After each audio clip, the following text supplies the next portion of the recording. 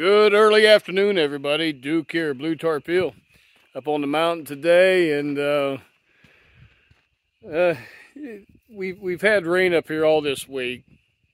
Matter of fact, one day earlier in the week, it was rain, sleet, snow, and sunshine all on the same day. You gotta love it.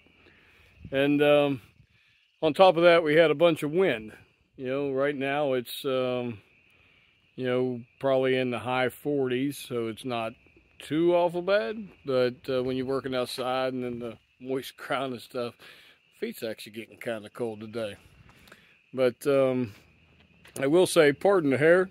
Obviously, I don't really care what anyone thinks about it, and I'd like to have my hat on, but my hair's too long to actually hold my hat whenever the wind's blowing. So I've got a couple winter hats, but I don't have a work one, so I'm not going to come out here and ruin a $100 and some hat.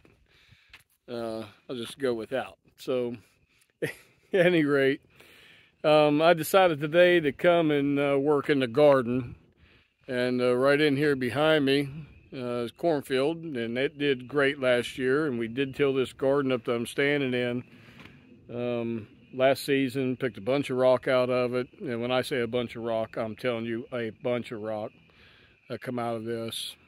And I did get some radishes and stuff out of it, but didn't seem to do very well. You know, this was all a pine stand back when this all started, so decided to go ahead and go with raised beds. So let me show you a little bit about the garden.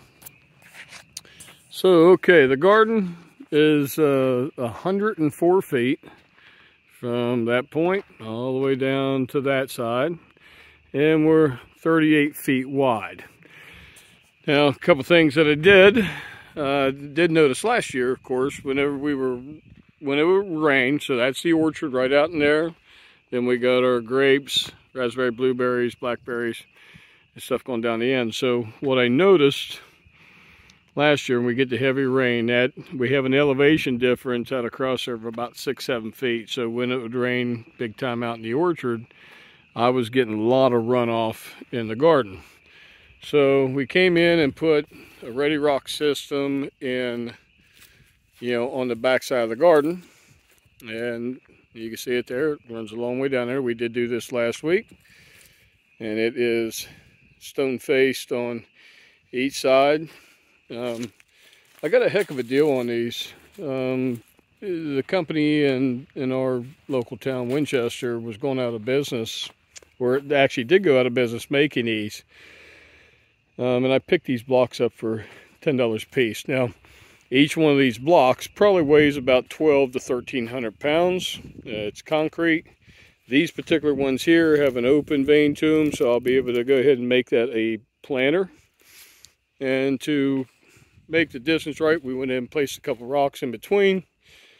And then these here would have another block stacked on top, but I didn't really have a need for that, so I'm putting them down anyways. I'll go ahead and chisel the top of that concrete off. Now those blocks there are probably 1,800 pounds because they are solid all the way through. And then what I'll do is I'll create a mortar joint down through, or a mortar pad through there, and go ahead and put some of the natural rock up on top of it and stone top it with the natural stuff, and then stain it out. But the stone wall turned out pretty good, but the purpose of the wall was, as the water's coming down this slope, it was washing the garden out, down across the trail and down the mountain, which was very problematic.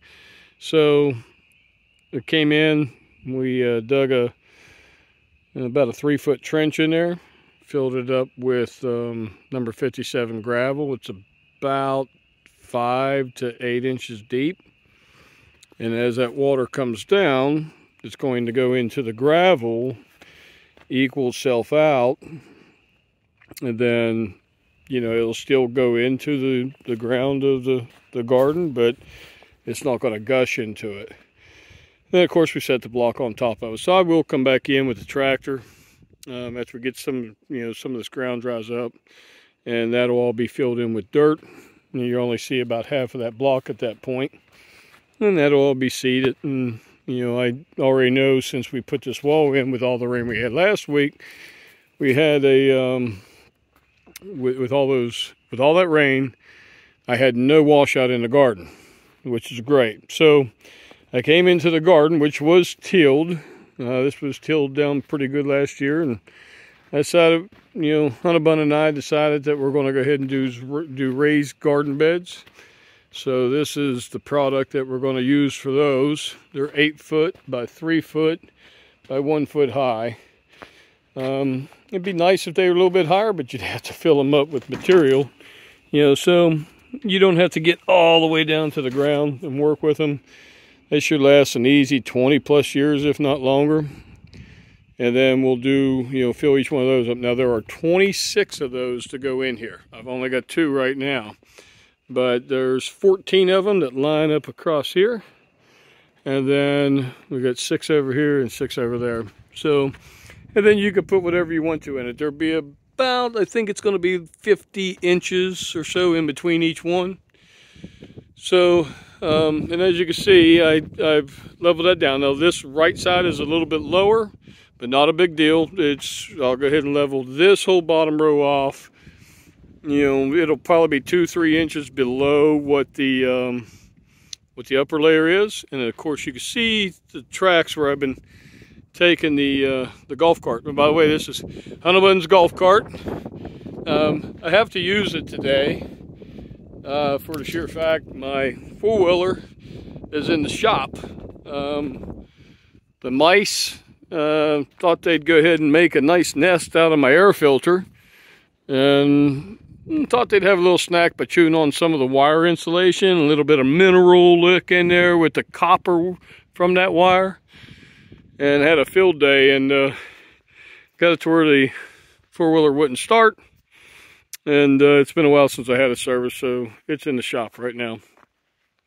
So with every garden and pretty much everything in life, you need water.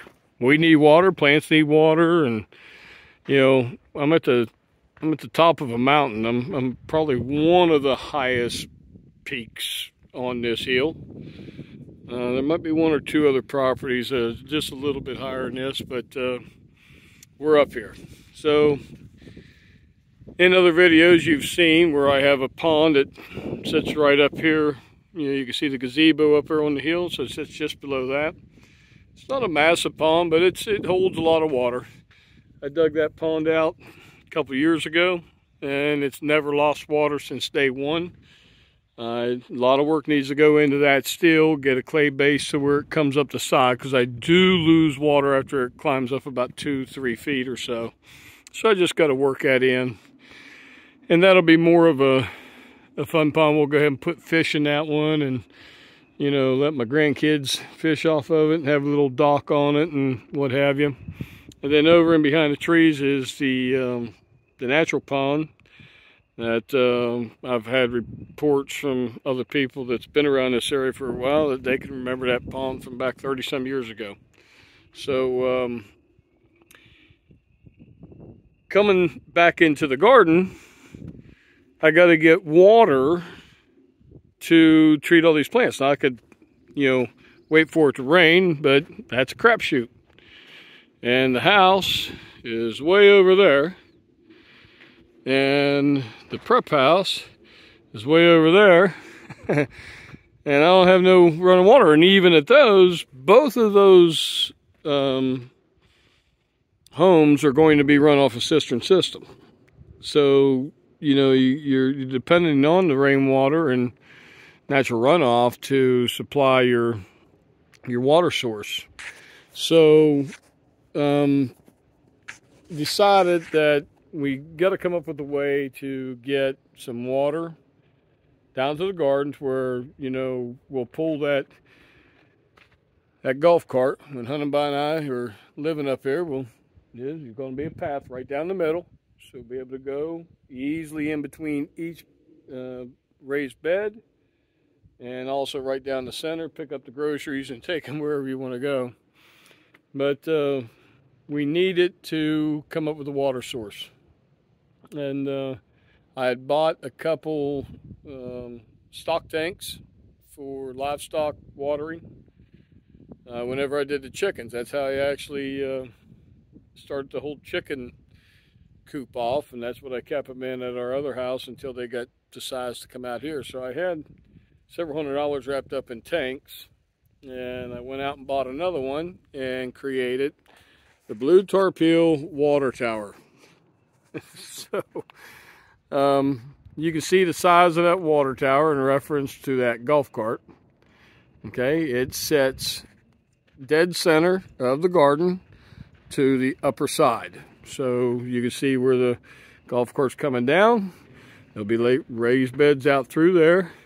All this be raised beds, and right here will be a manifold where all your valving stuff. So let's kind of give you an overall view of this.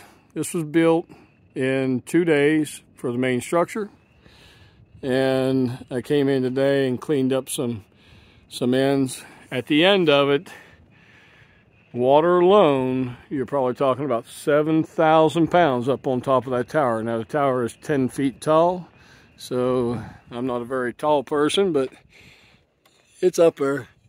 It's definitely up there. Supported with 4x4 posts, recessed into the ground.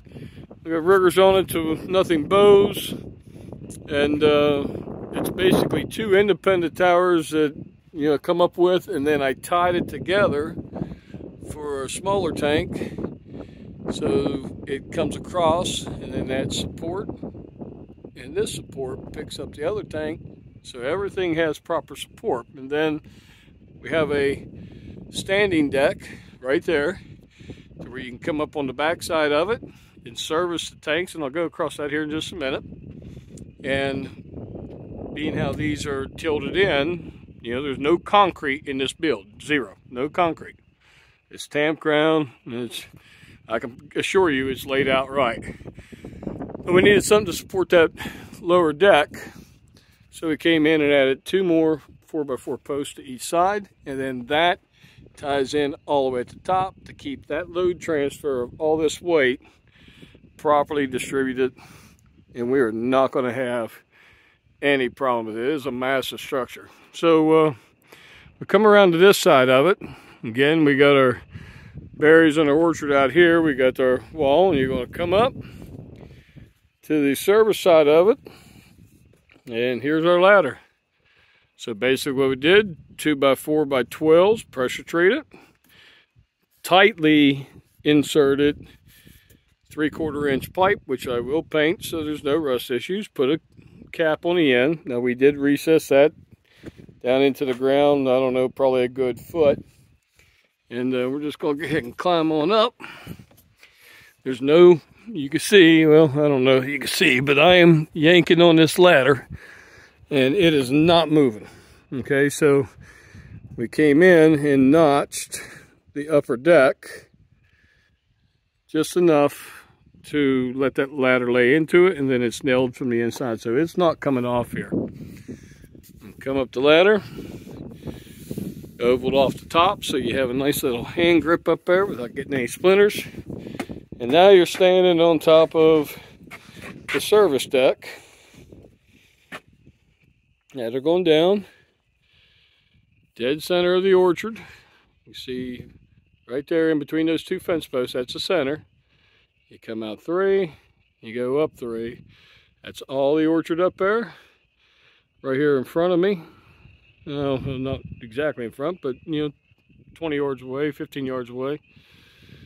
Blueberries, blackberries, raspberries, grapes. Orchard, which is apples, peaches, cherries, pears, plums, apricot, and chestnut. So this is, I can actually water from this tower. I will be able to water all the garden. As you can see, there's our garden down below, our future garden, I guess you could say. And then the tanks, these will collect just basic rainwater. I will put a mesh over top these, keep any leaves out of it, but I don't have a whole lot up here. They are temporarily strapped down for no other, these will go off of here, but the reason that they're strapped down because there's no water in them yet. So it's just a big old piece of tin sitting 10 feet in the air. Well, actually about 12 feet in the air at the top of the tank. And I don't want it to blow off. And until I come in here and put my fittings in, I have to keep them secured, and that way I don't have to pick them back up here again. Added a rain gauge to the top, and you'll be able to see that rain gauge from either side. It tells us how much rain we're getting. And then if I need it to fill these tanks manually, I am at a lower elevation than that pond and the pond in the trees. So again, I can hook up a pump system and fill these tanks from the ponds, which is catching all the upper runoff, which is pretty cool. Back a couple weeks ago, I did a video where I was showing the, what was it? Oh, the electric line that come in here behind me. And I regraded all that ground back there to allow the runoff to hit that upper pond. And so all that runoff, even all the way out to the road, it's going to collect the bulk of that water that's coming down for natural runoff and keep that pond fed. So as that pond fills up, or if I need to put more into this one, pause 1 second. What a view. What a view. It's gonna be awesome. I can't wait to get this place done. Anyhow, so this is, I think, 390 gallon tank, 125 and a 390. And I've got it just down a little bit to where, as you can see, the top, I mean, I can actually get in here and get any leaves out, whatever it would be, work on the piping system. So basically what I'll end up doing, this will be our main water pipe. Okay, it's a 4-inch pipe.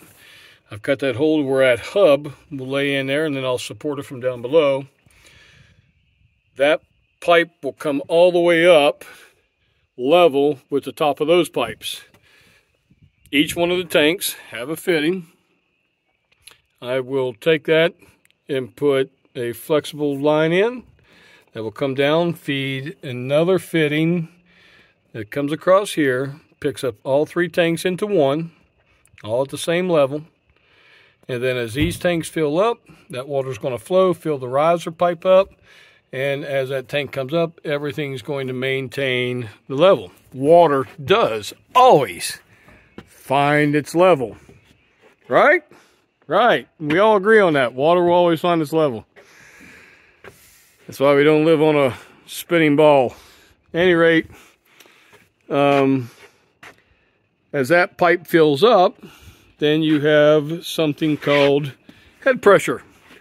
And the head pressure is where you have a column of water, and as you add the water, you add the weight, and you calculate that out. And at the very bottom of this pipe, when it comes down, let me weed myself way through here. So there's our pipe coming through the floor. That'll be full of water, and as this comes down to this level, it'll come out and have these connectors. Now there's 3 of them, and those connectors turn over to the 3/4 inch connector, threaded connection. And this whole standpipe with that head pressure should give me right around 27 to 32 pounds of pressure on the hose end of it. That's not far from standard house pressure. Now, has nothing to do about gravity, because nobody can explain to me what gravity is. So it has to do with the density of the water in the pipe and the volume of that water pushing down. So no gravity at this mountain, all done on head pressure. This is also thought out for winterization, so I will have a couple supports, because that's going to be a lot of weight in water. And then at the very end of the pipe, we'll have this little cap that I'll be able to remove in the wintertime, drain all that off. I can plug the tanks up above, and the tanks can hold the water over the winters. And it's okay if it freezes there. I won't have to worry about anything busting on those. But you come down here to a valve system and that can definitely freeze up on you. So again, those connectors will be here. They'll come out. I'll have a manifold board right here to where to have your valves, all your hoses. I'll come in and put something here where all your hoses hang from here, garden tools, everything will be right here. Accessible to the garden, the hoses, and probably what I'll do, I have enough poly pipe, 3/4 inch, that I'll go ahead and put, once these are all laid out and level, I'll go ahead and put a 8-foot strip of poly in there, cap the end, and then I'll do drip irrigation emitters off of it to where we can actually come in, take one of these or even two of these connectors and put a timer on it. Let's say maybe a 4-port manifold timer. Let's call it a rounded 30 pound of pressure coming off of that. Drip irrigation only needs anywhere between 10 to 20 pounds of pressure at most. So I'll easily be able to do at least 2, if not 3 or 4 beds on drip irrigation, to where really all we got to do is just have them hooked up. Now those hoses will go across to whatever bed we want. Again, I can't feed all 26 beds at one time. So those, will be possibly hooked up on a timer to where, we don't even have to come out here and water it. It'll all be done naturally, and, other than the batteries, it's going to be used for the timer. God does the rest. God does it all. Officially, he just, puts it in somebody else's brain, and we do that work. But it's all from him. So at any rate, that is the water tower. A couple little things to wrap up on it, but not much. I am going to put a couple safety bars. It'll be 3/4 inch galvanized pipe that will attach to the sideboard, elbow up, and then come up the sides just a foot or so, just in case anything was to happen. Nothing's going to blow off there and hit, and I'll put several of those around the outer band once we get the water into them, and then that'll protect it from anything falling. Other thing I'd like to say, if you look at the crossmember support down through there, now you have 10 4x4s through there, and when you look at the conglomeration of all this wood and stuff in there to support that, when you get sideways of it, see how precise this is actually laid out to build this. I mean, you don't have no goofiness going on there. That's a pretty clean install. I'd like to see somebody do it any better than that. I mean, so want to update you on the water tower. I love it. It's a cool thing. Actually, to be quite honest with you, it could serve multiple purposes, and I'm just gonna just take a walk right on out here with me just for a second, because I want to show you the other thing that it can do. And I swear I did not plan it this way at all, but you take advantage of opportunity, right? Oh, we got a little bit of flowering going on our plum. It's starting. Oh, look at all the greenery. Yeah, it's coming. So, and to be honest with you guys, right now it is snowing. You probably can't see it on the video, but right here is a food plot that I put in. You can see the pond down on the back side. That's the original pond. And, this is a food plot that I put in, and I got a hunting stand right back in those trees. The deer are on this every single night. Every night, I'm telling you, they are on this little plot, surrounded by some thicket.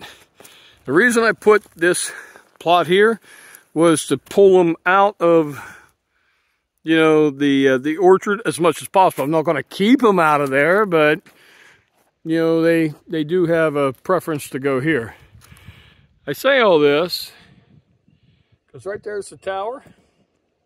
I have not seen it on a blow up from this angle. I'm going to tell you guys, that freaking tower is pretty gosh darn cool. I mean, that is really neat. I love it. What's also cool is I could climb up that ladder, set a chair up on that lower deck, and poke my head around the corner of that barrel and, well, needless to say, food plot for deer, tower, they don't like that stand very much. They know it's there. Heck, I come up there and hunt coyotes out of it or whatever.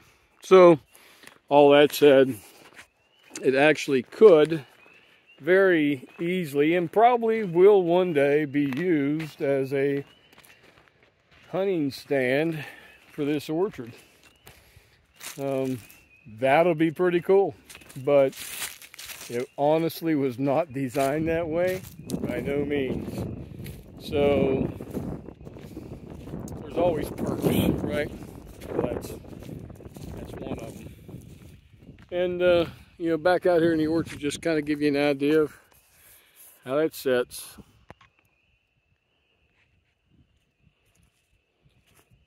It's pretty cool. There we are, pretty much dead center of it.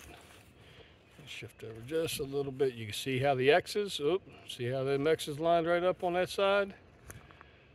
And right up on that side. And laddered all done up right. It was a good build, solid build, happy with it. Now, now take out a loan to get all those raised beds. Get a bunch of soil in there, and I got probably maybe 3 more weeks before I should be planting stuff up here. And this year we're gonna go to the grocery store at Blue Tarp Hill, right out on our garden and our fruits and whatever. Don't need to come off this mountain for any reason. We got water, we got shelter, we got food, and we got a cool deer stand. At any rate, guys, here's where we're at with what's going on. As the weather gets a little bit warmer, we'll get back into the house stuff, let some things dry up, try to get some more material up here. And I still have, you can see all that ready rock block over there. I mean, I've been hauling block for months. That is for the big wall that comes around that corner. Still going to have to get some from Pennsylvania. And as of right now, I still have 15 more days of hauling, which is a total of about 45 more block, I think, something like that. So 45 more of those son of a guns still have to come up here, and I'm still going to need more. It's going to be a massive wall. All right, well, there's what we've been doing for the last couple of weekends. Pretty cool. I love it. I will also say one other point, because I've seen this on other YouTube videos. You know, some people go in and mulch and stuff on this. We're going to basically set those beds, and I'm going to seed all this. I can get the zero turn right down the center. I'm not going to get involved in any gravel or anything like that. I'm just going to put a seed in here just to prevent any potential erosion over the years.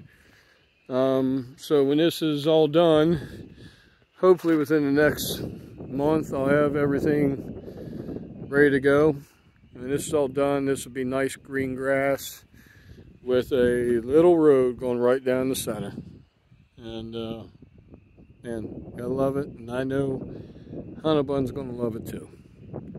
And that's really all that matters to me.